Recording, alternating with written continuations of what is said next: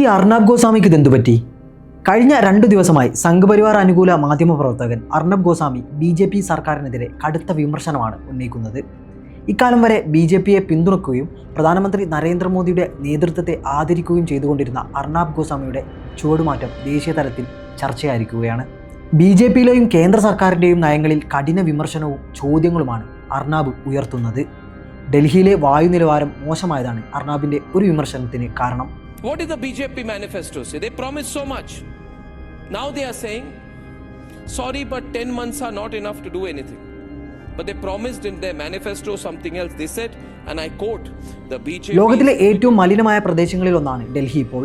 ഇതിനെതിരെ # ക്യാമ്പയിൻ ആരംഭിച്ച അർണബ് വായു ഗുണനിലവാരം മെച്ചപ്പെടുത്തിയെങ്കിൽ മാത്രമേ BJPക്ക് വോട്ട് ചെയ്യാവൂ എന്നും ആവശ്യപ്പെട്ടു.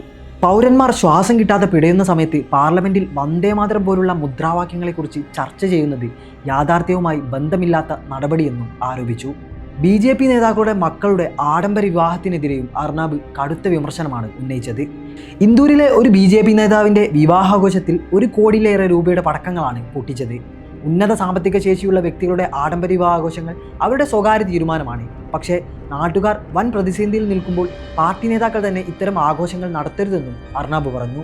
ഇത്തരം ആഡംബരങ്ങൾ യുവാക്കൾക്കിടയിൽ കടുത്ത രോഷത്തിനും കാരണമാകുമെന്നും നേപ്പാളിൽ സംഭവിച്ചതുപോലെ ജൻസി പ്രക്ഷോഭത്തിന് കാരണമായേക്കുമെന്നും അർണബ് മുന്നറിയിപ്പ് നൽകി.